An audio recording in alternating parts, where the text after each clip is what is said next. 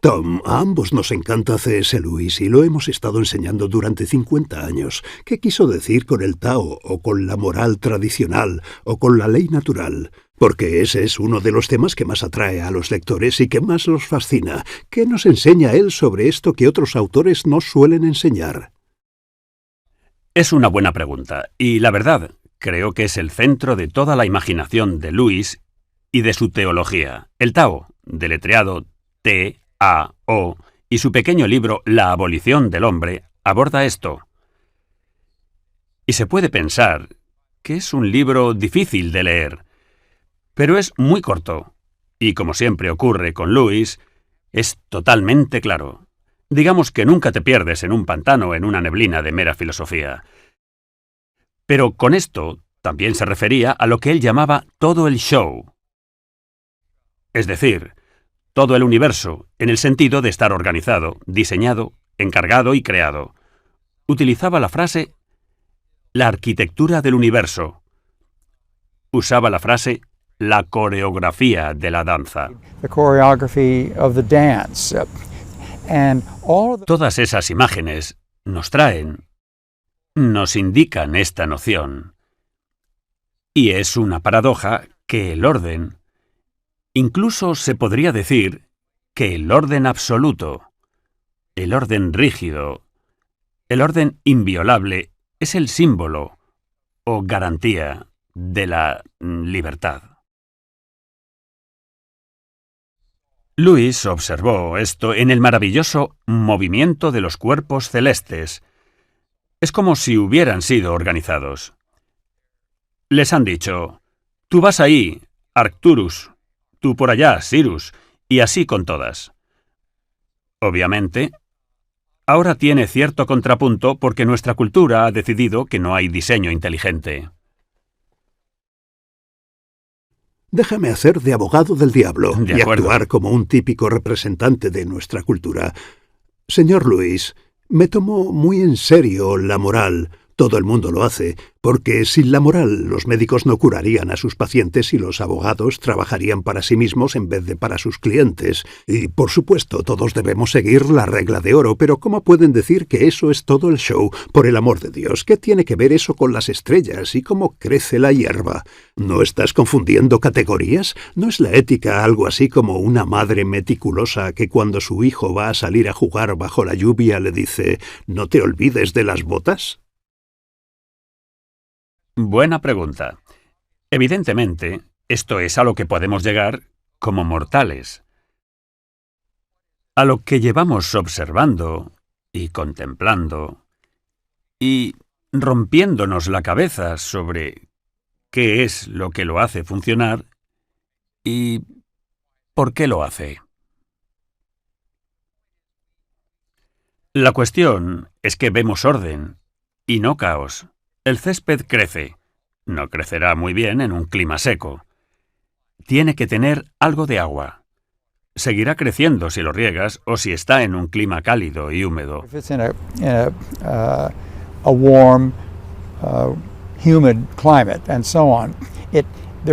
Hay varias cosas que ayudan y garantizan que el césped crezca. Suele ser verde. Supongo que habrá céspedes rosas en cualquier caso. O los movimientos de las estrellas. No van en el sentido habitual de las cosas. No chocan. No hay colisiones entre planetas. Hay choques en el espacio. Yo no soy lo suficientemente astrónomo o astrofísico para saber de qué se trata. Pero se ve un orden en el universo que, supongo que en cierto sentido, mide la noción del tiempo para nosotros.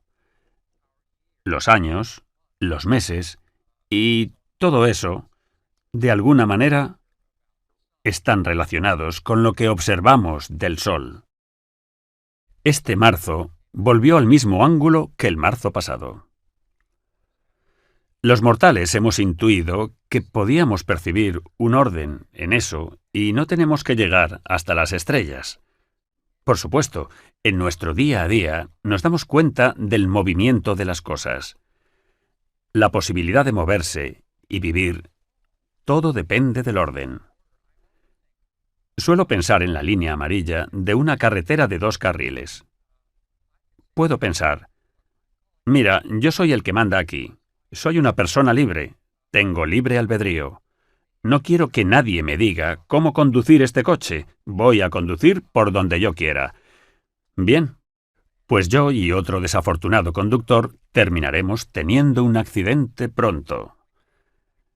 Así que mi libertad para llegar del punto A al punto B es permanecer en un lado de esa línea amarilla. No cruzar la línea continua amarilla es lo mismo que garantizar tu libertad.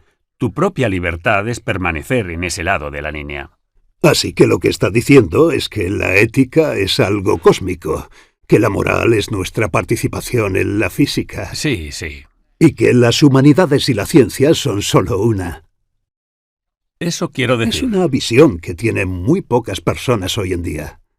Creo que lo que uno percibe en Lewis y lo que él probablemente habría atribuido a Platón y a otros es que, efectivamente, hay un orden de cosas y que, lejos de ser un obstáculo o una restricción, es la propia arquitectura de la libertad o la propia coreografía de baile.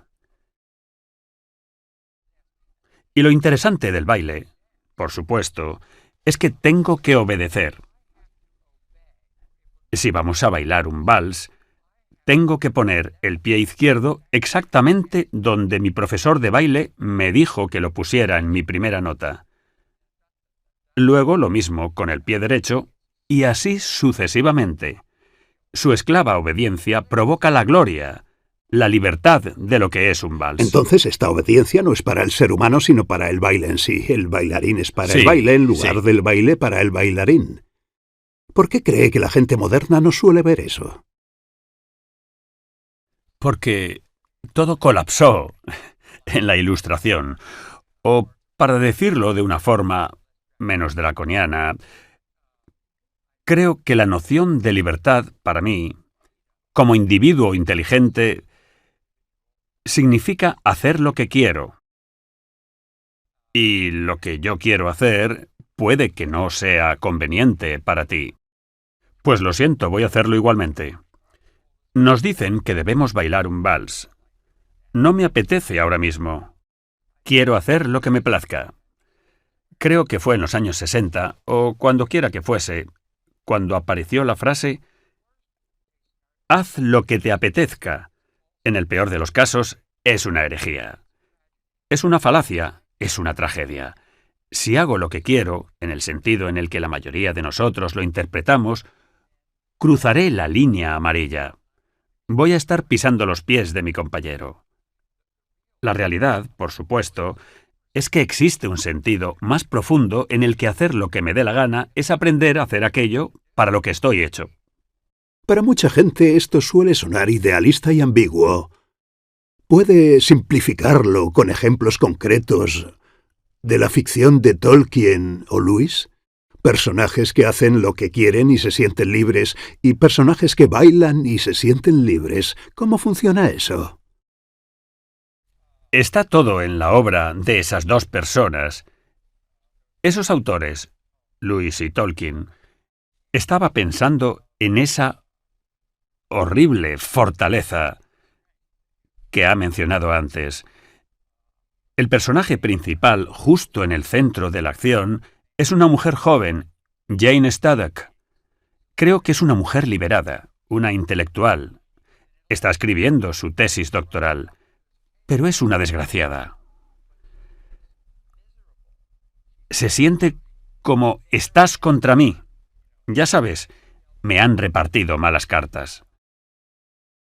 Puedo hacer lo que quiera, y ella quiere eso. No voy a desvelar la trama. Pero en el transcurso de la acción, Jane descubre y se doblega a la coreografía del baile. Soy una mujer. Soy un ser humano creado por Dios, por algún motivo. Mi noción de mí misma es pobre comparada con el gran, noble y glorioso destino para el que he sido creada. No soy un hombre. Soy una mujer. Puedo mirar al otro lado de la valla en el que me sentía desgraciada.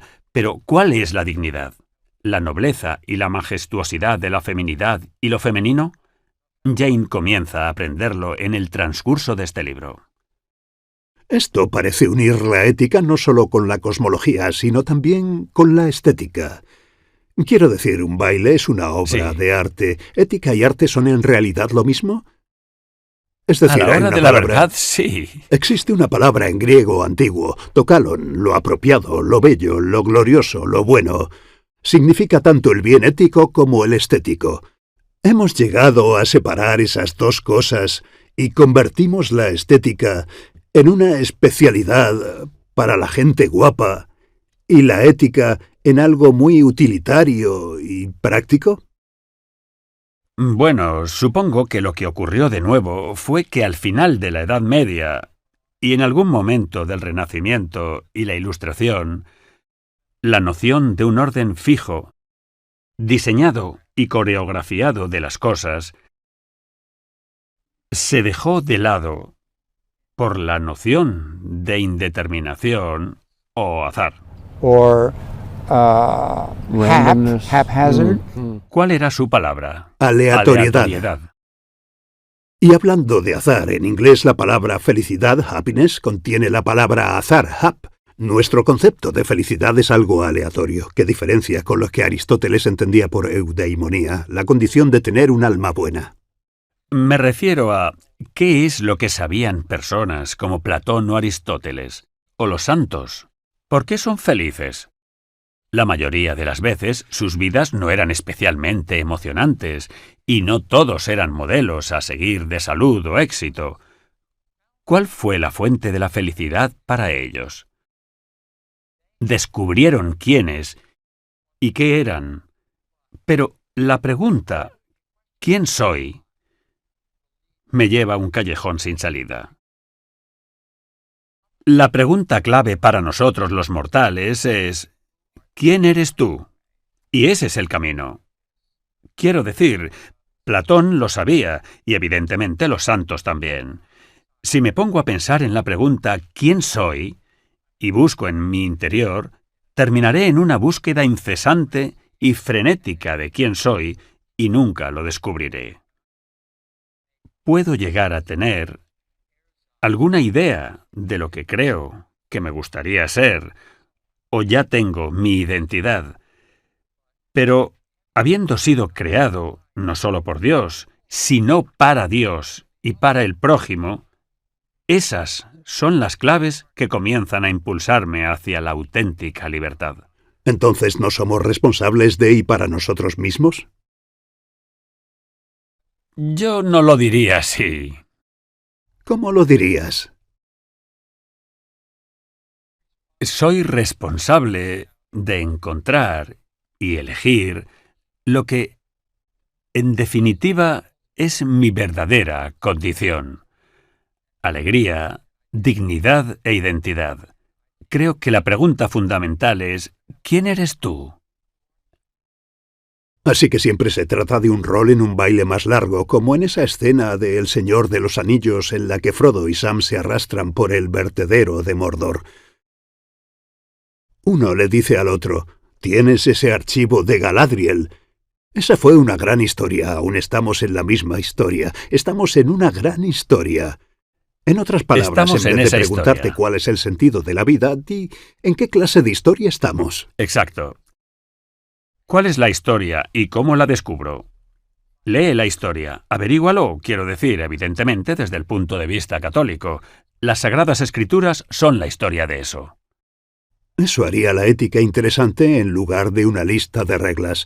Es una gran historia. Una historia es mucho más entretenida que reglas abstractas, aunque sean necesarias. Estas reglas son líneas de latitud y longitud. Son la línea amarilla de la carretera. Dicen por aquí, no por allá. Este camino te lleva a Villa Feliz. Este te llevará a un pantano. Son como la partitura para una orquesta. Sí, exacto. A mi mujer y a mí nos gusta ir a conciertos. Y dos de mis favoritos son Bach y Mozart. Pagamos para ir al Symphony Hall, en Boston, para escuchar un concierto de Mozart para trompa de una de sus sinfonías. Pero todo es un espectáculo de absoluta obediencia. Pensamos que el director de orquesta es el que manda ahí. No le queda otra opción que obedecer a las pequeñas marcas negras de la partitura que tiene delante. Mozart me dijo que hiciera esto. Mozart dice que quiere que la orquesta suene más fuerte aquí. No puedo decirles que lo hagan pianísimo. Tengo que hacer lo que dice el jefe, Mozart, y el resultado de eso es libertad, pura felicidad y alegría. El oboísta, el cornista, ¿es trompista o cornista? En cualquier caso, el hombre que toca la trompa, los violinistas, son esclavos. Solo son meros esclavos, y sin embargo, ahí está la paradoja. Puro disfrute. Y no solo eso, sino que ¿cómo aprendió el oboísta o el hombre que toca la trompa el dominio de ese instrumento? La belleza que ese instrumento puede mediar, espantosa obediencia. Probablemente tardes llorando cuando solo tenía 11 años intentando tocar infelizmente. Sin embargo, todas esas aburridas, largas y difíciles tardes de práctica dieron como resultado la maestría, la gloria, la alegría y la libertad. Así que la gran diferencia entre la ética premoderna y la ética moderna no radica tanto en el contenido, sino en la perspectiva. ¿En qué consiste la moral en su conjunto? Casi todo el mundo se pone de acuerdo en qué consiste. Nadie dice salgamos a violar, matar y robar, pero ¿cómo encaja esto en el conjunto de las cosas? ¿Es, como dice Lewis, un desfile militar o un baile? Un desfile y un baile parecen lo mismo, y, sin embargo, todo se siente diferente cuando estás en el otro. Yo diría que en los desfiles militares... estuve en el ejército. Me gustaban los desfiles. Bueno, eso también tiene algo de estético. Sí, es decir, teníamos que hacerlo. No había opción. Estabas en el punto de mira, por así decirlo. Y era literal. Pero la coreografía de un bonito baile, el desfile militar, las reglas de la carretera, la orquestación de la sinfonía de Mozart y mi... iba a decir papel. Como hombre tengo condiciones. Soy un hombre, no una mujer. Por lo tanto, tengo condiciones. Hace unos minutos mencionó la pintura. ¿Cuáles son las reglas de un Rembrandt, o un Vermeer, o un Van Rysdel? ¿Cómo es que cuando alguien como Shakespeare viola las unidades, las reglas antiguas, no viola las reglas? No. ¿Cómo sabes cuándo estás violando las reglas naturales y cuándo no?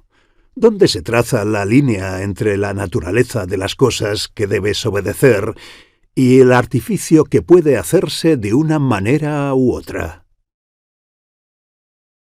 Permíteme que te devuelva la pregunta. Tú eres el verdadero filósofo, pero, obviamente, la cuestión de la conciencia entra aquí de una manera u otra, pero debe ser una conciencia obediente e informada. Puedo recurrir a la conciencia y decir, mi conciencia me dice que quiero decir, en el ámbito sexual es una disputa. Quiero hacer esto y aquello. Mi conciencia dice que está bien. No estoy prestando atención a la coreografía del baile. No sé, ¿a qué recurrimos? La mayoría de los estudiantes recurren a sus sentimientos. La conciencia es un sentimiento. Si se siente bien, hazlo. Pero en el fondo creo que saben que eso no es cierto. Saben que algunos sentimientos son simplemente malos, sentimientos de odio, de arrogancia y de superioridad. No puedes suprimir esa conciencia en su totalidad. Hay cosas que no puedes saber, así que sigue viva. Sí, y creo incluso que la forma ordinaria de hacer las cosas es como una pequeña ayuda que te dice: espera un momento. Quiero decir que el hecho de que la gente quiera mantener relaciones sexuales a puerta cerrada está ahí. Hoy en día supongo que hay gente descarada y libertina que serían felices en medio de un parque a pleno día, pero en ese punto se han atrofiado. They've been stultified. Their humanity. Su humanidad, su dignidad y el misterio de su humanidad se ha atrofiado de alguna manera. Esa no es la representación de mujeres y hombres libres. El propio hecho de que bajemos nuestra voz hasta susurrar cuando hablamos de temas tabúes o tengamos relaciones físicas a puerta cerrada, la unión conyugal, nupcial, eso está ahí. Y lo sabemos perfectamente. Y en cierto sentido, hay que alzar una bandera de descaro y decir: voy a hacer esto en nombre de mi libertad. Y el resto dirá: pobre desgraciado, pobre. Vuelve a la mesa de dibujo. La estrategia de Lewis para intentar devolvernos a esto es pintar esta visión con colores bonitos y llamativos y hacerla atractiva. Otros han usado una técnica diferente. Han usado una técnica mucho más subjetiva. Por ejemplo, el famoso argumento del cardenal Newman sobre la conciencia no presupone un orden objetivo en la ley natural, porque incluso en su época la gente lo dudaba. Él decía: incluso vosotros, relativistas morales, creéis en el carácter sagrado de vuestra conciencia privada, aunque no exista otra ética absoluta. Siempre está mal desobedecer lo que tu conciencia individual te dice que hagas, ¿correcto? Y todo el mundo diría correcto, y después él diría: bien, empecemos con eso. ¿Por qué? ¿Qué le da a tu conciencia tal autoridad sino Dios? ¿Tus padres? ¿Tus antepasados animales? ¿La sociedad? Dostoyevsky también introduce en sus personajes este punto de vista subjetivo. El Papa Juan Pablo II, en su filosofía personal, adopta este punto de vista subjetivo y dice que esa puede ser una forma más efectiva de devolver al hombre moderno a la totalidad de la conciencia. El camino subjetivo y objetivo hacia la bondad de Dios y la moral, ¿crees que las dos cosas son compatibles o son alternativas? Supongo que cualquier persona respondería: no, no son compatibles. Pero todo lo que surge debe converger. Debo pensar que el ser humano, hombre o mujer, que ha prestado atención, ha reconocido, se ha inclinado ante el alineamiento o el no deberás. Está creciendo en todo el proceso. Su subjetivo está siendo tutelado, redimido, refinado y liberado cada vez más. De modo que, supuestamente, en la vida de los santos, no hay disyuntiva entre lo que quieren hacer y lo que se dicen a sí mismos en un impulso imprudente. Simplemente piensan que harán eso. Creo que recoge bastante bien las cadenas que se han caído en ese momento para el hombre libre y... estoy bailando. Así que la experiencia muestra que las dos son compatibles. Por ejemplo, cuando se tiene una liturgia reverente y profunda en la que todo se hace a la perfección, el resultado es un tema de libertad, mientras que si se tienen misas de payasos y liturgias con globos, simplemente se disipa. Creo que es algo que la gente que no es católica y que no está acostumbrada a la liturgia dirá: vosotros los católicos solo hacéis estas cosas por rutina. Solo murmuráis las mismas cosas todas las semanas. Pues bien, es al revés. Las palabras de la liturgia me aportan lo que mi ser más íntimo podría decir. Suelo pensar que hay un antiguo himno que ahora no se usa en la liturgia católica. Los episcopales todavía la usan. Tal vez sepas si es verdad o no. La anécdota es que fue escrita por San Agustín y San Ambrosio con No, motivo no lo de la sabía. conversión de San Agustín. Ah, sí. Es el famoso Te Deum, y es uno de mis... Lo uso en mis oraciones constantemente porque me libera. Es la coreografía de lo que me gustaría decir y no podría. Lo digo de verdad. Los primeros versos dicen así: «Oh Dios, te alabamos y reconocemos», y todo el universo afirma: «Me uno a las estrellas, a los arcángeles, El baile a los cósmico, serafines los árboles y a aplauden todas y las las almas montañas». buenas y santas». Sí, entonces los árboles y los campos se alegrarán. Te alabamos, oh Dios, te reconocemos como el Señor. Toda la tierra te adora, el Padre eterno. A ti claman los ángeles, los cielos y todos los poderes que hay en ellos. A ti claman continuamente querubines y serafines. Santo, santo, Señor Dios de... No podría decir eso. La gloriosa compañía, los apóstoles te alaban. El noble ejército de los mártires te alaba. La Santa Iglesia en todo el mundo te reconoce como el Padre de una majestuosidad infinita. Tu único y verdadero Hijo Llegamos honorable, a la el cima de Espíritu la Santo montaña y el Consolador. único lugar al que podemos ir es al cielo. Sí, pero no podría decir eso por mi cuenta. Ya sabes, si me siento ahí y digo... Oh, son palabras prefabricadas. No me representan. Bueno, cariño, quizás haya algún día un yo que descubra que sí expresan lo que tu ser más profundo quería decir. Así que el argumento final, pruébalo, te gustará. Sí, como Sí, nadar. gracias por tu sabiduría y gracias a vosotros por escuchar. Esto es The Philosopher's Bench. Hasta el próximo episodio.